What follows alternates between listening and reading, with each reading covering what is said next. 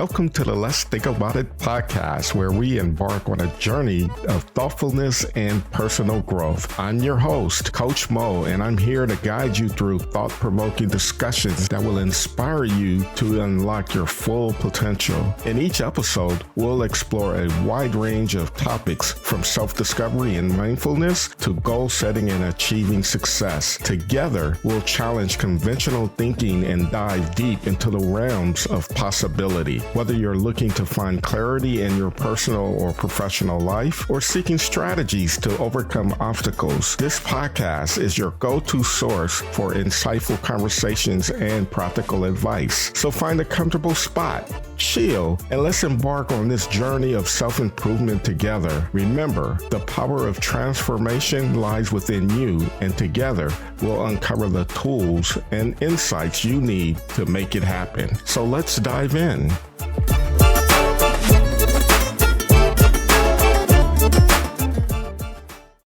Welcome to another Let's Think About It podcast. I'm your host, Coach Mo, and I'm here with another amazing guest. Her name is Coach D, the famous, the one and only, the brain Coach D. What's up? Hello. What can I say? Yes, the one and only. Yes, the famous. Keep it coming so my brain can release even more. That's right. First, you got to tell us where you coming in from. I'm in Houston, Texas, and I'm a girl that just jumps around different cities when I coach and train and work with companies. But right now, Houston, Texas is home. Born and raised? Oh, heck no. I'm Polish. I'm the original Eastern European lady with the Polish Eastern European attitude and a lot of love. I love it. So tell us. Let's jump right into this. I'm an action guy, and you're a brain coach, D. What is that? So, what does brain coaches do?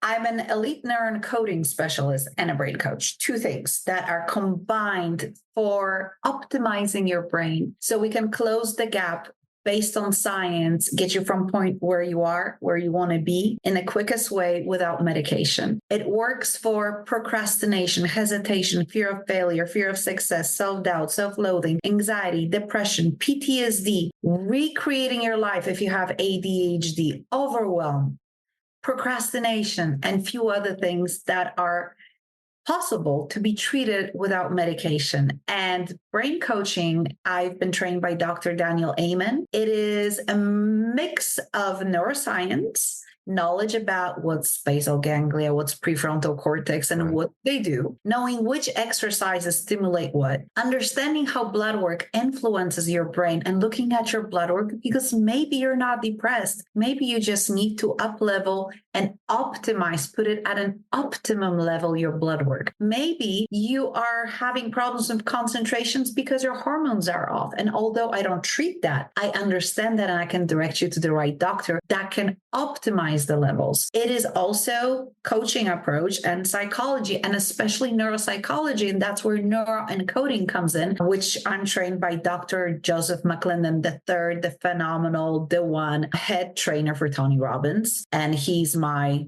guru, and he created the Neuro-Encoding Institute, and he trained me in that. So it's also understanding that your body is connected to your heart, where we already know from Heart Math Institute that we can change your brain waves with your heart and change your physical reactions and the cocktails of hormones and chemicals that you release because you're an addict. I don't know if you're addicted to your feelings. So we can change that. We can interrupt that. We can actually optimize. Imagine not feeling anxiety, not feeling hesitation, not feeling procrastination, any type of fear, self-doubt, self-loathing. All of those feelings are neural pathways in your brains. And because we understand when you get stuck and you keep rewinding those things over and you're exhausted, guess what? We can change that. And we can change that with very simple exercises, with food that you eat, which is crucial in your brain health. Because guess what? The CEO of your life is your freaking brain. Okay. That's right. It decides what you're thinking, what you're doing, what you're saying, what you're looking at, how you react, how you feel, how your heart functions, everything. And you know something? This is why I'm happy you're here. You know why I'm happy you're here? No. This is the start of Mental Awareness Month. Oh, yes, it is. And you're dropping nuggets. And so I love that. I love that, right?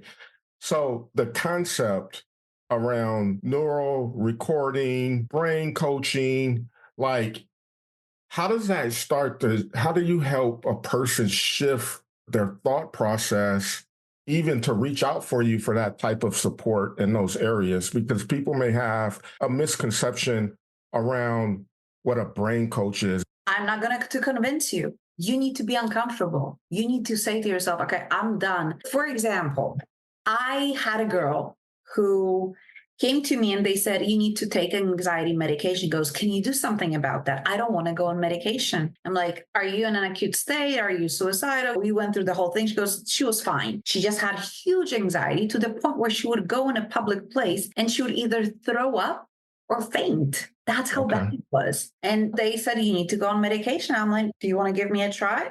Because she came to me, she goes, I will try anything. I'm like, okay. And that's first thing. Coaching, brain coaching, neuro-encoding, nothing works unless you choose it for you to work. Because after age of 25, our neuroplasticity changes. It's not automatic. It has to be directed and chosen by you for your brain to rewire. And just to be very clear, it's not a mental health month. It's a brain health month. If your brain is not healthy, you are making bad decisions. You are taking drugs. If your brain is not healthy, you have anxiety, you have fear, you have panic attacks. All of that comes from your brain. So that person, you know that they're ready and they're done with their life, that there is a gap, that they want to be a person who goes out and enjoys spending time with people. And she was. So we looked at her habits, her time outside, her visceral system. We looked at the circadian rhythms. We looked at her brain. We did some assessments. We looked at the food she ate, the type of movements she did, what was triggering her anxiety. And we took all of that and created exercises that she did daily and checked in with me, because with me, you work once a week, but we check in during the week to make sure you're on track, because the goal is that you're going to have a new behavioral pattern. Your brain creates patterns all the time without you knowing about it. And the key is to realize. So we did all of those. And after about I think it was 3 weeks, she calls me Dominica. I'm like, what? I didn't faint. Didn't faint where? Because I was doing something. I went to a networking meeting. I didn't throw up. I didn't faint. I'm like, fantastic. Let's celebrate. So we celebrated. And it took about another 4 weeks when I get another text. Of course, we were meeting in between times, so I was seeing the progress, but it's not me who needs to see the progress. It's you when you're working with it. And she texts me, Coach D. I'm like, what? I spoke to 5 people. It was amazing. And then, and then we just reinforced that and made sure we celebrated those wins. And guess what? Medication was never needed. She went to a psychiatrist and goes, are you ready? She goes, I think I'm good. Goes, what do you mean you're good? I had coaching. Exactly. And you know what? And what's amazing, I started seeing psychiatrists and they're going, there are a lot of people who say they're depressed and they come to me. And I literally saw 4 different psychiatrists board certified in different areas. And they go, we prescribe the mirror exercise. I prescribed the mirror exercise. And basically it turned out they weren't depressed. They just needed some dopamine release and they were doing just fine. So they weren't my client anymore. And I'm like, duh. We coaches have been doing the mirror exercise for the last at least 10 years. Welcome to psychiatry, because depression is not really a depression. Now, don't get me wrong. There is clinical depression that needs medication. Brain coaching will not really help at the beginning. Later on, maybe. And there are certain types of depressions that do need assistance of medication. Just to be very clear. But a lot of people feel down, feel low, feel sad. And those things can be mitigated. And also, hey guys, life is just a beautiful flower that has all the different colors and bouquets. You do need to feel down. You do need to be soft. You do need to be angry. You do need to be frustrated. And you do need to be in love and happy and have anxiety. The question is, are you staying there and living in those moments? And you create habits and behaviors and you get the secondary gain. People who are always unhappy, what happens is people with good hearts gather around them and they create connection.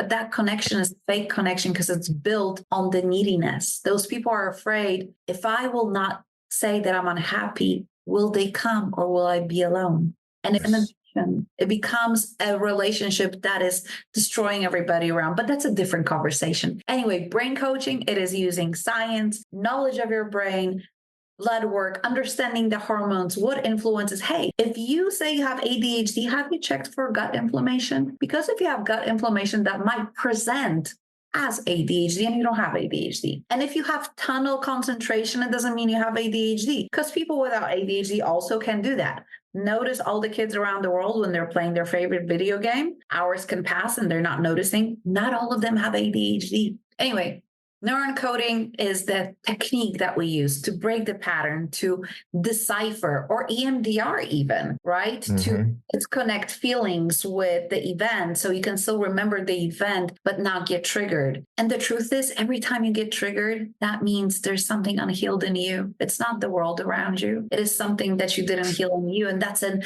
information. There are no bad feelings. I was having a chat today. There are no bad feelings. There are no negative feelings. They don't exist. All feelings are information systems. That something is off, that something is not working, that something happened before, that you might have a belief or your brain is processing some information in a different way. It's an informational system. The moment we stop hanging our lives on those informations and start actually using that information, it's a whole new world. Welcome. And you know what? It's funny in what you're saying. You know how you utilize that is as the trigger to shift into something more positive. Gratitude thought, right? If you feeling like afraid, worrisome, and you got this anxiety feeling, maybe that's the first sign to shift your thought and utilize that trigger, not as something negative and bad is about to happen, but this is the time that I'm being triggered to do something positive. This is my time to have a gratitude thought. This is my time to take action, whatever that looks like for myself. But my question to you is, how relevant is gratitude into your whole it's helping people getting through fear and things like that? So gratitude is not really relevant into getting out of fear, because that needs a different physical pattern interrupt and little bit different techniques. Although I'm not saying it doesn't work. I don't use it that way. But gratitude they have been checking blood work and brain functioning when people are going into the state of gratitude. And it literally does wonders for your brain, including calms down the nervous system, allows your brain to focus more, allows your brain to release more happy cocktails, chemicals, and it allows you to be more. Now, the funny thing with gratitude is that people go, oh, I'm grateful for my family, I'm grateful for my kids, I'm grateful for my job. That doesn't work. Gratitude and prayer have the same, and meditation have the same elements of your brain lighting up. And they're both great for you, but you have to really feel it. It cannot be I'm grateful. Like people pray over food, oh, thank you, Lord, and it's just reciting. It doesn't work. But if you get to the point where you feel ecstasy and you really feel joyful and you can bring those feelings out, it influences your brain, and your brain then does wonders for you.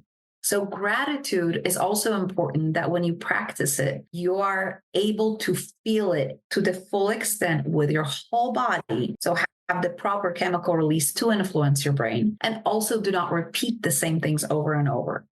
So what we're teaching our brain is to notice positive things in our life. I'm grateful that man opened the door for me. I'm grateful that lady at a counter smiled at me. I'm grateful that it was a beautiful day outside and I had the chance to sit outside for 15 minutes. Now, every day we change those. What we do, we retrain our mind to look for things that we can be grateful for. And at the end of the day, it's funny because people go, today I had a client, she goes, I have a horrible day. It was a bad day. I'm like, tell me about it. I was driving to a doctor and then there was an accident and I was late, but they still took me in.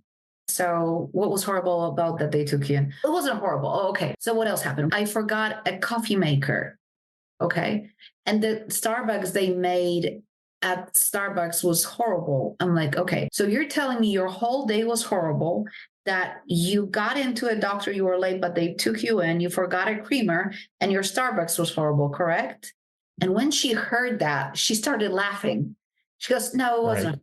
I'm like, so how else can you name this? Because your brain, my brain, every brain is designed to lump everything together. And notice that when something good happens, we don't go around telling everybody something good happened. But when something happens that ticks us off, we literally talk about it for days, remembering, refeeling. We literally hurt ourselves without knowing. Let's say very fearful mindset. Okay. And fear of failure. Let's just say that as a topic and for the sake of this question. Someone that's fear of failure, what are some tips that you can give a person that they can implement right now to help them overcome, or steps to overcome the fear of failure? First of all, fear is a physical reaction. So I want you to notice how you're sitting, how you're breathing. And when you feel the fear coming, change your breathing, change the way you sit, possibly stand up. If you ever heard of power pose, it works great. Go to a closet, restroom, stall, whatever, lock yourself in and do the power pose for 3 minutes. That's one thing. Second thing, you need to prove to your brain that it's lying to you. And your brain lies to you on a daily basis. It will always prove you're right, but it will always lie to you. So what I mean by that? Flawed element of thought appearing to be real. Flawed element of thought appearing to be real. That's what I characterize as fear. But I'm sorry, I didn't mean to interject, but you're good. Ahead. You're good. So what I want you to do is when you feel that, I want you to tell your brain, okay, when did I fail in life? And I want you to bring back all the memories of failure and then ask yourself, and what happened next? The answer is absolutely nothing. You need to decipher that feeling from a logical perspective, not only from the emotional, behavioral, and physical, but also from logical. Your brain needs proof for everything. You need to prove to your brain that it's BSing you. So I'm a failure. Okay. What does a failure mean? It's like I had a client, a gentleman, and he kept saying that he's a failure. So we went into conversation. What's a failure?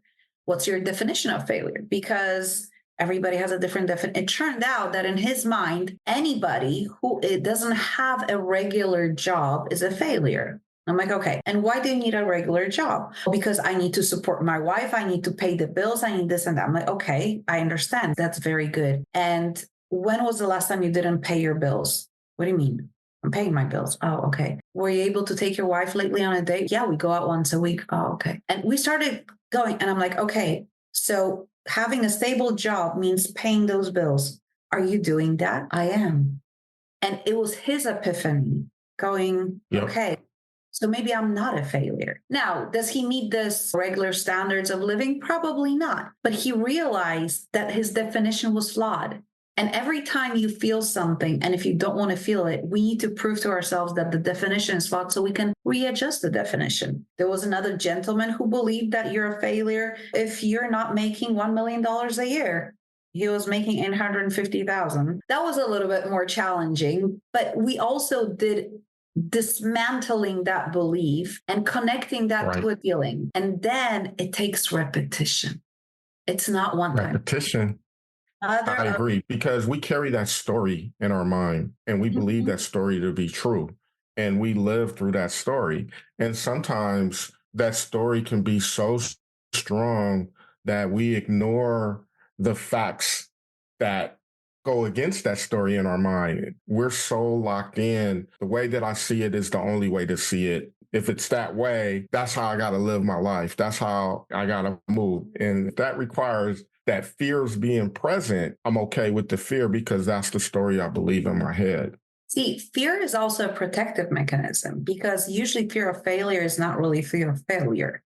Fear of failure is the fear of being rejected or not being loved. Yep. And that's the fear under fear. And we all want to be loved. We all want to feel like we belong, and we all want to be a part of something, if you admit to it or not, either your dog, your friend, your community, whatever that might be. Loneliness is the biggest killer of all people. And actually, there are some studies now showing that some people, about 12% of population of the world, will never feel belonging because of their brain structures. It's impossible for them to feel it. Now, with that, you need a scan. And so it's not like you can ask few questions, you'll know. There are brain scans that will show you that potentially. There are a few studies that are showing that there are certain structures in the brain, if they're underdeveloped, you're unable to feel belonging, and loneliness is your predominant feeling. See, your brain, for example, anterior cingulate or basal ganglia, they have their functions and they are like gear shifters. For example, if you're very much in your logic and thinking and planning, so your prefrontal cortex is working, if you damage that, for example, and adrenaline overrides, then you're a person who's looking for thrills. And those thrills are basically underdevelop your prefrontal cortex. So there are ways we can mitigate that. We can make it work for somebody. Sometimes medication is necessary, but very often supplements and lifestyle changes in food, which food is so important in brain health. So important, guys. Lack of movement and wrong food can literally change your life for the worse. Movement is absolutely necessary. Circadian rhythms, taking into consideration being outside for 30, 40 minutes a day, 20 at least in the morning, are so important for your brain, for everything to function. The food you eat, how much sugar. I'm not going to be purist here. I drink 1 coffee a day. I like coffee, but I'm not going to. Alcohol, it kills your brain cells, period. It makes your little vessels even smaller. You're not getting enough oxygen into your brain, and that's not good. There are scans of people who have been drinking for a long time where you literally see holes in their brain, which means there's no oxygen and no functioning of that area of the brain. The beautiful thing about the brain is one of the few organs in your body that can regenerate. What would be your recommendation? Like food, what would be the recommendation? Get rid of all, I'm not saying get rid of all the processed foods, but definitely get rid of chips, get rid of fast foods. Those 2 things. If you must drink a fizzy drink, a soft drink, have it once a week. If you must have fast food, have it once a week.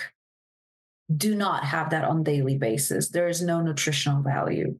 Meat, even potatoes are better, but not French fries, potatoes. Very big difference. Reduce the number of bad fats. Include, if you don't like vegetables, I, for example, taught my girls eating vegetables, I would make, and I still make, cauliflower pancakes, and from all the greens, I make pancakes. There are different versions you can serve that. There are ways to prepare that it's good, that it's fun. Meat is important, but then if you really don't like meat, try proteins in a different way, right? So make sure that you are eating something that is fueling you, because if you eat good food, you will eat less. Now, the sad part is about our brain, that the size of your brain correlates with your weight. The more obese you are, the smaller your brain is. Now, it's not going to shrink into the size, but comparatively, compared to people of a normal weight. And it's not about being skinny.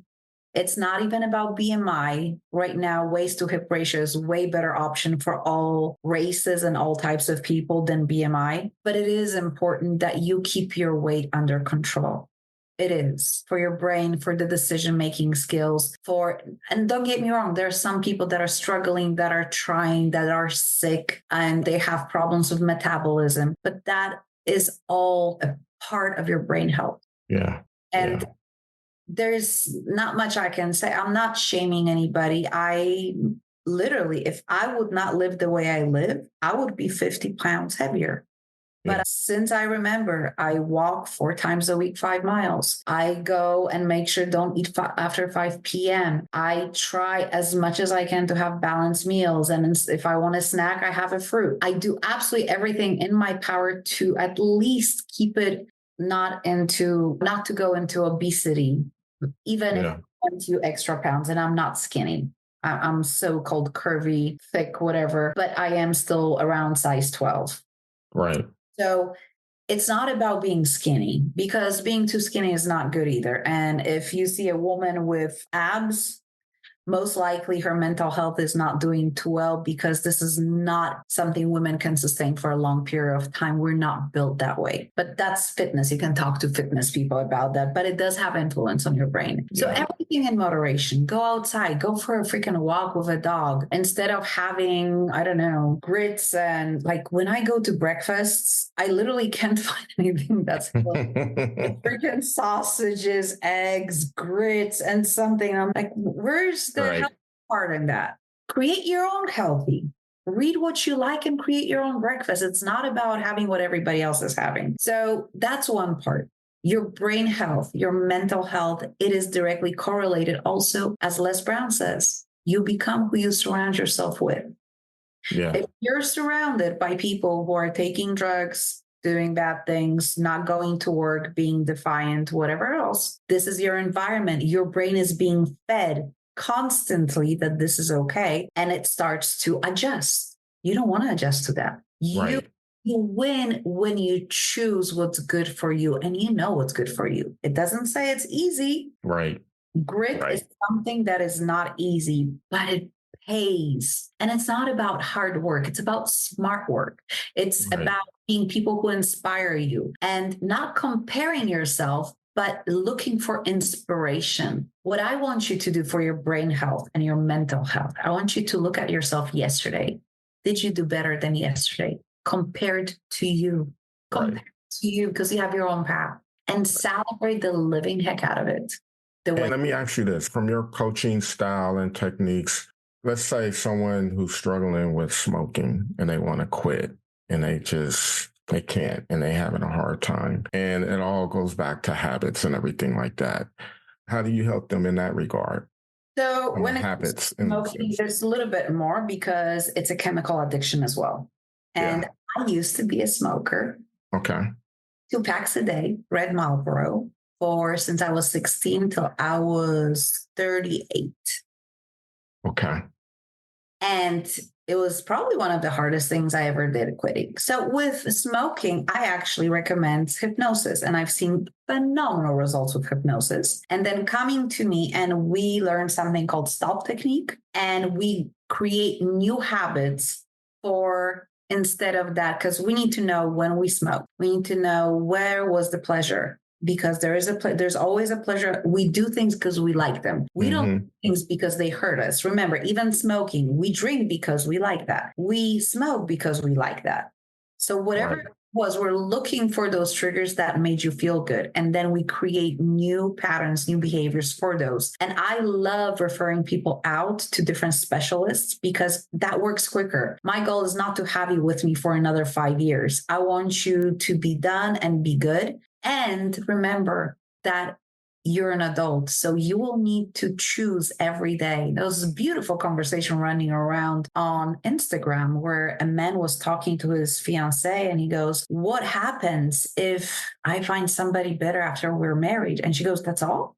And he goes, what do you mean that's all? She goes, of course you're going to find somebody better. They're going to be always younger women. They're going to be dressed better. They're going to have more energy. They're not going to have wrinkles as I do. What you need to do is choose every day. Yep. Because there will be somebody better along the way. And that's the same with every addiction. For I think 5 years, it took me every day choosing not to smoke. I don't have that thought anymore. It took me 5 years of going, hey, I didn't smoke yesterday. Awesome. Let's make it another day. And then there was this typical situation for me for smoking. I'm like, hey, I can last for 5 more minutes. And then it go away. And it was longer and longer. And then about 5 years in, I was like, okay, I'm good. It took me 5 years of choosing every day not to pick up another. Congratulations. That's huge. What's your journey? Tell us, how did you get to say, I want to be a brain coach? What was that? Oh, that's a long story. But give us the short version then. Short version. So you don't know, I was born in Eastern Europe. I'm Polish. And I lived in a country where happiness and joy is considered a manifestation of stupidity. That is very important. When I was 19, I was in an extremely abusive relationship where I went through everything from rape to gun to my head. Very poor choice of men. And I had a son with that gentleman with whom I later on ran away. because that was Europe. I could do that. If I was in Texas, probably I couldn't, because they would say I'm kidnapping my kid. And my son died. My son died at 16 months. And then I don't remember 2 years of my life. To hide the pain, I became extremely successful. I was the youngest and the best at everything, invited to media and TV and newspapers, Eastern European Union, working with presidents. I did everything you can imagine. And people were like, oh my God, you're so strong. You're so amazing. You're so fantastic. And I would come home and cry every day. I was the most miserable woman in the world, like most women who pretend to be strong. And I know a lot of women listening to this can resonate.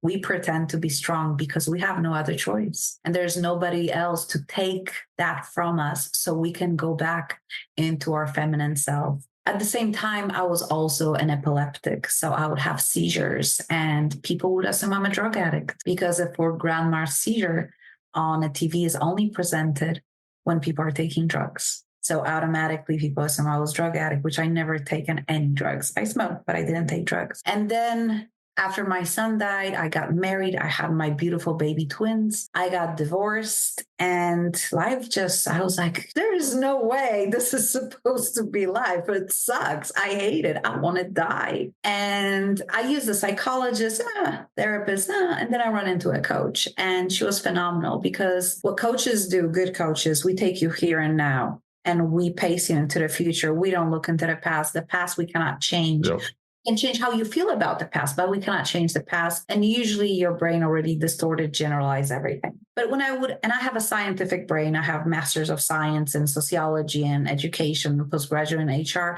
And I was like, but why does it work? She goes, it just does. Trust me. And I was looking for something. And then one day after all the events, me healing, me working on me 4 years ago, and I was a career coach at that time.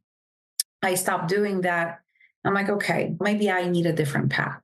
And about 4 or 5 years ago, I ran into something called the Brain Revolution, which was done with Dr. Joseph McClendon III, Tony Robbins, head trainer, phenomenal guy at the Neuro-encoding Institute, and Dr. Amen. And what they did was, I was in love, because Dr. Amen is a neuropsychiatrist who believes to do everything possible before you go on medication. And Dr. McClendon is a neuropsychologist, and they merged their programs. And I fell in love, because finally I could understand how I'm helping people. And if somebody would ask me, like I asked my coach, why does it work? I have plenty of backup science studies, Stanford. I top that up with Dr. Huberman, who I absolutely love and gives a lot of tips. Very difficult podcast to listen to. But if you're a fanatic like me, you will listen. And I love his voice. Oh God, his voice is so sexy.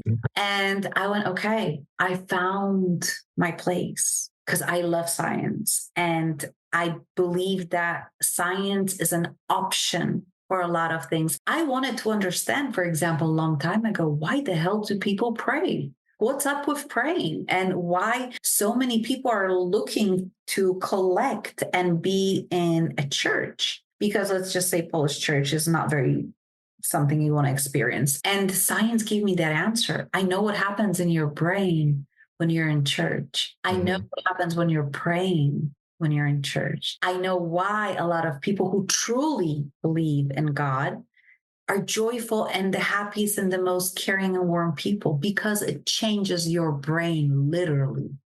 Right. Now, there are other ways to achieve that besides being religious, truly religious.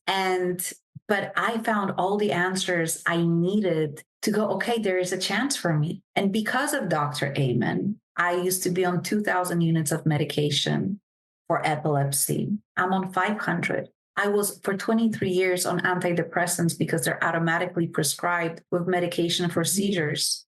I've been off of them for the last 4 years, not touched. Wow. No need. I'm on a supplement that's made of saffron and helps me produce dopamine. Plus neuro-encoding, exercising, stop techniques, and a few other things that we do. I do it on myself.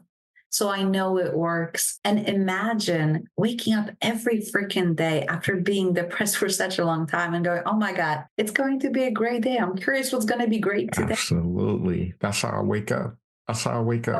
that's my journey. And I've decided that because it's science-based and I feel comfortable talking about it and I feel comfortable studying and I feel grounded in what I'm doing. No, I'm not a doctor. I'm not a psychiatrist. I'm not a therapist. I'm not a psychologist, but I'm phenomenally trained for what I do. And I also know my place. So when it's time to pass you on to a doctor, I will.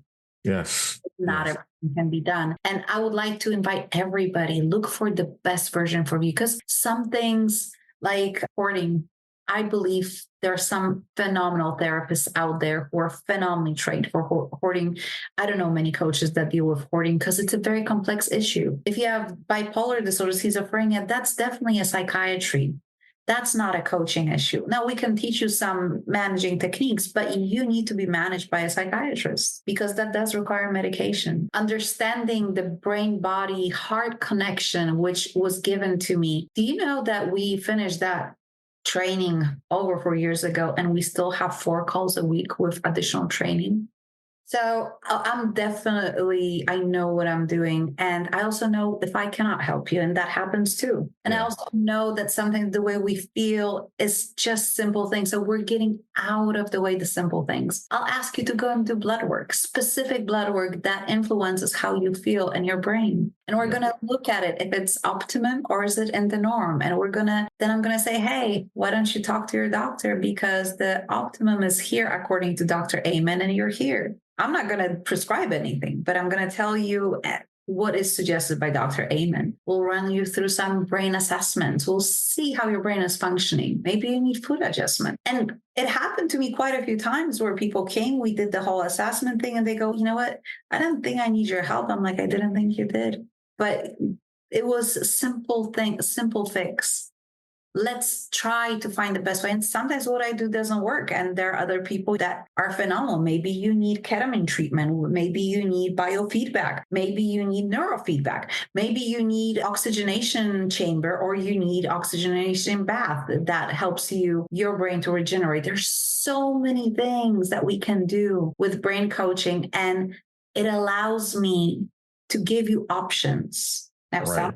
And how can my audience find you if someone is interested in your service? Your Brain Coach D everywhere. You can find me on LinkedIn. You can find me on Instagram. You can find me on Facebook under Your Brain Coach D. You can also find me under my first and last name, Dominika Staniewicz, and that's on LinkedIn, Facebook, and my private Instagram. I'll leave it out of it. And if you're a woman, a special woman, that you're running a business or you're a manager with over 4 years of experience, there's a special group for you only for women, where we translate masculine systems into feminine perspective while enjoying everything that was served to us by men, without bashing them, without hating on them, but taking a lot in and translating into the way we see the world. Because as Dr. Amen says, our brains are different. And the brains that created the present systems were male brains. Fantastic brains, amazing. Look how many great things they've created. And it's now time for us to add our perspective so we have more options how to be leaders in a feminine style, because there are not many women who lead from the guiding perspective, not from the leadership perspective. There it is. We are so blessed. I'm blessed to have you today and receive all of this wisdom. What are some lasting thoughts you would like to share? I think I have 2 quotes that I want to share with you. They're not mine, but I think they're very prominent and important. If you are in hell and you're suffering and struggling, keep walking, because even hell has a border. And number 2, on our own, we can only experience a certain amount of joy and happiness. To feel more, start sharing it with others. Thank you. Powerful. Coach D, I appreciate you. Thank you. I appreciate being your guest. Thank you. Thank you for joining me in this episode of Let's Think About It. Your time and attention are greatly appreciated. If you found value in today's discussion, I encourage you to subscribe on your favorite podcast platform. Remember, the journey of self-improvement is ongoing, and I'm here to support you every step of the way. Connect with me on social media for updates and insights. You can find me on Instagram and Facebook at Coach Mo Coaching, or LinkedIn at Maurice Mabry. or visit my website at mauricemabry.com for exclusive content. Until next time, keep reflecting, keep growing, and most importantly, keep believing in yourself. Remember, the most effective way to do it is to do it. Together, we're making incredible strides toward a better and more empowered you. So thank you, and I'll see you in our next episode.